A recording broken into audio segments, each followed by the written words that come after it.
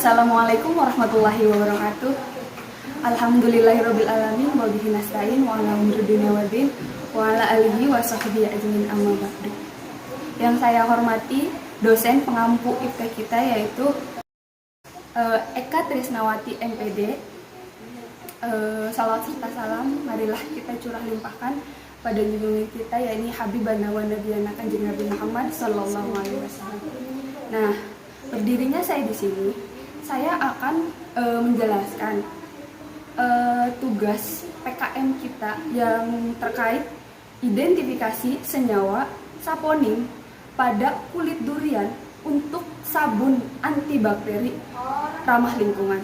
Nah, untuk mempersingkat waktu, saya perkenalkan terlebih dahulu kelompok saya. Yang pertama yaitu bisa dilihat.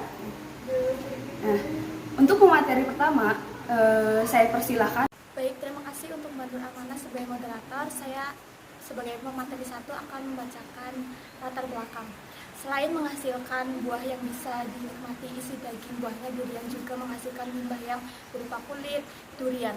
Limbah ini tergolong dalam limbah organik, limbah kulit durian yang selama ini tidak termanfaat dengan baik karena karakternya yang sukar terurai sehingga berpotensi salah satu limbah hayati yang dapat menyebabkan pencemaran lingkungan yang akan menimbulkan suatu permasalahan lingkungan, yaitu akan terjadi pencemaran lingkungan berupa sampah organik yang tidak tertangani dengan baik. Semua orang pernah dan bahkan sering menggunakan sabun, akan tetapi tidak semua orang peduli tentang akibat yang ditimbulkan setelah penggunaan sabun. Selain penggunaannya yang dapat mencemari biota air, para penggunanya sabun atau khususnya sabun batangan selalu membuang sisa dari sabun yang ia pakai. Dengan kata lain, mereka tidak menggunakan seluruh sabun tersebut, melainkan membuangnya saat sabun tersebut sudah hampir habis. Padahal kita tahu tidak jika tindakan tersebut akan tindakan mubazir atau sia-sia, sehingga sisa sabun tersebut hanya menjadi limbah yang mencemari lingkungan. Berdasarkan masalah yang dipaparkan di atas, munculnya ide dari kelompok kami untuk meneliti senyawa saponin yang terdapat pada limbah kulit durian untuk dimanfaatkan sebagai sabun durian antibakteri ramah lingkungan. Selanjutnya ada rumusan masalah. Masalah yang harus dijawab pada penelitian ini adalah yang pertama, bagaimana kulit durian dapat digunakan sebagai bahan sabun antibakteri ramah lingkungan. Yang kedua, golongan senyawa apa yang terkandung dalam kulit durian dari berperan sebagai antibakteri. Kedua, ada tujuan penelitian. Tujuan dari penelitian ini adalah yang pertama, membuat sabun dengan bahan kulit durian atau Dexibactinus dapat digunakan sebagai bahan sabun antibakteri yang ramah lingkungan. Yang kedua, melakukan skimming kimia untuk mengetahui golongan senyawa kimia, yaitu senyawa saponin yang terkandung dalam kulit durian dan berperan sebagai antibakteri. Yang ketiga, membuat sabun dengan bahan kulit durian. Durian merupakan salah satu tanaman yang mengandung fitokimia. Senyawa fitokimia dapat berkhasiat sebagai anti jamur seperti alkaloid, saponin, tanin, fenolik, flavonoid, dan terpenoid. Sedangkan kulit buah durian mengandung senyawa fenolik, flavonoid, saponid, dan tanin. Selanjutnya ada sabun. Sabun adalah sediaan yang digunakan untuk membersihkan kotoran, debu, mikroorganisme yang menempel di tangan secara mekanis dari kulit kedua belah tangan dengan memakai sabun cair. Cuci tangan dari kulit bahan durian. Sabun yang dipasarkan saat ini masih sangat sedikit yang menggunakan bahan alami. Sebagian besar menggunakan bahan sintetik sebagai bahan aktif. Bahan aktif sintetik dapat menimbulkan efek negatif bagi manusia yang memiliki kulit sensitif, yaitu dapat menyebabkan iritasi. Selanjutnya ada senyawa saponin. Saponin berkontribusi sebagai anti jamur dengan mekanisme menurunkan tegangan permukaan membran sentrol dari dinding sel si albicans sehingga permeabilitasnya meningkat. Permeabilitas yang meningkat mengakibatkan cairan intraseluler yang lebih pekat terkait keluar sel sehingga nutrisi, zat-zat metabolisme, enzim, protein dalam sel keluar dan jamur mengalami kematian. Saponin merupakan golongan senyawa yang dapat menghambat atau membunuh mikroba dengan cara berinteraksi dengan membran setrol. Selanjutnya, efek utama saponin terhadap mikroba adalah adanya pelepasan protein dan enzim dari dalam sel. Selanjutnya ada antibakteri. Antibakteri dapat dibedakan berdasarkan mekanisme kerjanya, yaitu antibakteri yang menghambat pertumbuhan dinding sel, antibakteri yang mengakibatkan perubahan metabolisme membran sel atau menghambat pengangkutan aktif melalui membran sel.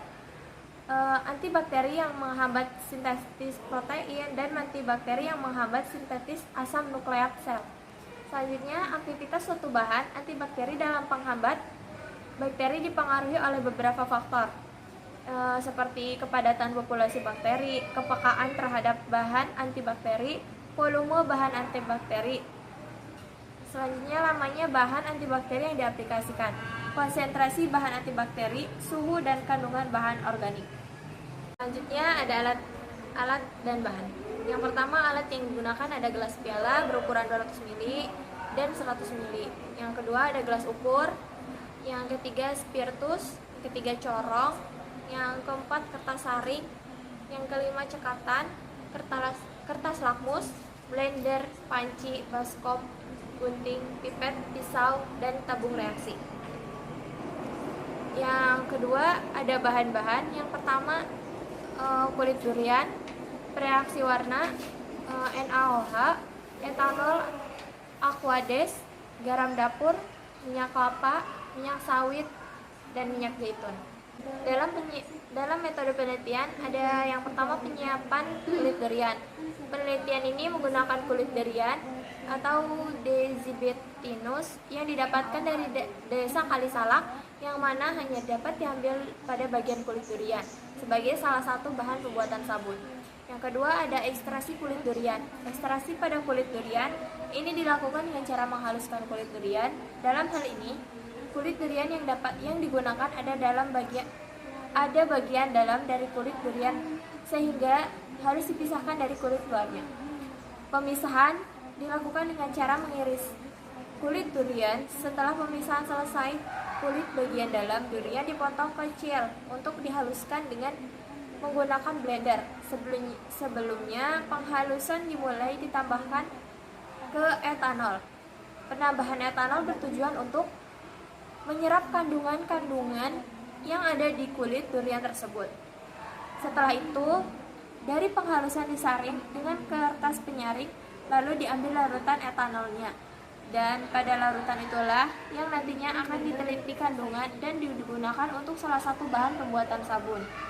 Screening kandungan yang ada pada kulit durian. Penelitian mengenai bahan alam hayati terutama dalam hal yang menemukan senyawa yang memiliki bioaktivitas atau efek farmakologi dikenal dua pendekatan, yaitu pendekatan farmakologi dan pendekatan screening fitokimia. Uji fitokimia dilakukan untuk menentukan golongan senyawa aktif dari ekstrak tumbuhan. Uji fitokimia yang sering dilakukan yaitu uji polifenol, quinon, alkohol, triterpenoid, steroid, saponin, dan flavonoid. Selanjutnya yaitu pengolahan sabun antibakteri ramah lingkungan. Yang pertama, siapkan 200 gram air dan NaOH 75 gram. Larutkan NaOH ke dalam air dengan menggunakan wadah stainless steel. Pertama-tama, larutan akan panas dan berwarna keputihan. Setelah larut, semuanya simpan di tempat aman untuk didinginkan sampai suhu ruangan untuk mendapat larutan yang jernih. Yang kedua, yaitu siapkan lagi minyak kelapa 150 gram, minyak sawit 100 gram, minyak zaitun 250 gram. Yang ketiga, letakkan minyak yang sudah diukur dan ekstrak durian ke dalam blender. Yang keempat, hentikan blender dan periksa sabun pada untuk melihat tahap thresh. Thresh adalah kondisi di mana sabun sudah terbentuk dan merupakan akhir dari proses pengadukan. Tandanya adalah ketika campuran sabun mulai mengental. Yang kelima, pada saat thresh, kita tambahkan pengharum, pewarna, dan zat adiktif. Aduk beberapa detik, kemudian hentikan putaran blender. Biaya anggaran, tempat dan waktu pelaksanaan PKM kami dilaksanakan mulai dari bulan Mei sampai Juni di Laboratorium Kimia Organik Fakultas Sains dan Teknologi Universitas Peradaban Bumiayu. Tahap pelaksananya yang pertama, persiapkan bahan penelitian. Yang kedua, uji coba kandungan durian. Yang ketiga, mengekstrak dan screening durian. Selanjutnya, proses pembuatan sabun durian, analisis hasil penelitian, dan penyusunan laporan. Rincian biaya bisa dilihat di tabel. Untuk totalnya sekitar 6 juta lebih. Sekian dari saya kembalikan ke moderator. Terima kasih untuk para pemateri yang sudah memaparkan hasil PKM kami. Kurang lebihnya mohon maaf. Sekian dari saya. Wabillahi taufiq wal hidayah. Wassalamualaikum warahmatullahi wabarakatuh.